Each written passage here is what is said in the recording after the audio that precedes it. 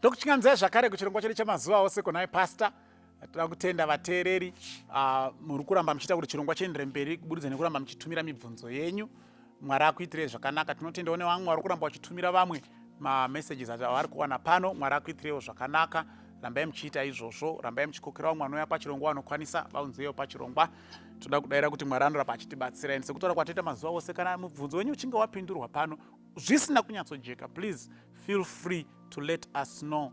Mwari achitibatsira, tinodzokorora zvakare, tinotarisa zvakare, tinoti patisina kunyatsopedzeredza ndepapi, and tinahwo here umbo hunowanikwa mubhaibheri hunoita kuti kona iroro rijeke. Saka sunungukai kuramba muchibvunza, tinobatsirana pamwe chete. Mubvunzo wanhasi watoda kupindura uri kuti kunai pastor, baptism chii?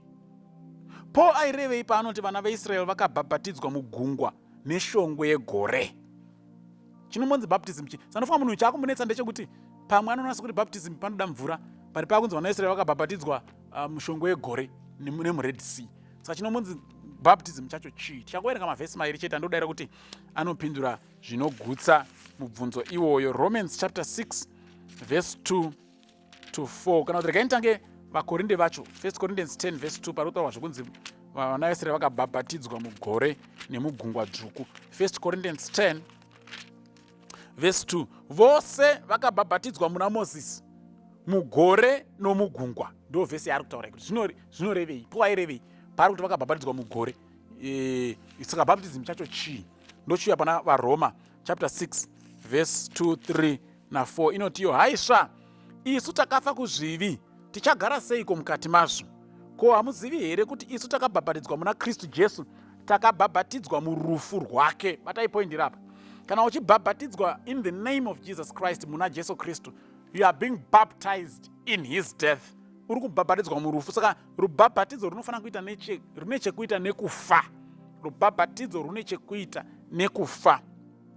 Toendera mberi. Ko, hamuzivi here kuti isu takabhabhatidzwa muna Kristu Jesu, takabhabhatidzwa murufu rwake? Naizvozvo pakubhabhatidzwa takavigwa pamwe chete naye murufu, kuti saiye Kristu akamutswa kuvakafa nokubwinya kwaBaba, saizvozvo nesuwo tifambe neupenyu hutsva.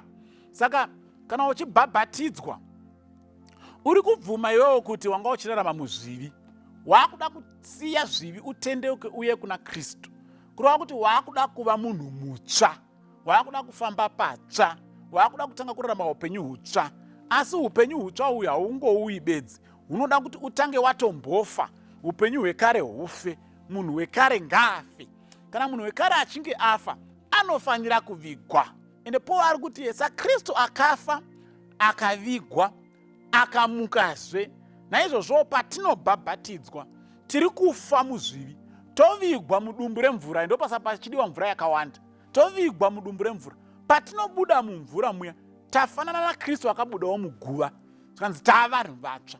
Saka chinonzi kubhabhatidzwa, kufa kuzvivi nekumuka kuupenyu hutsva muna Kristu. Ndo chinonzi baptism. Haunzi wabhabhatidzwa kana wasaswa mvura.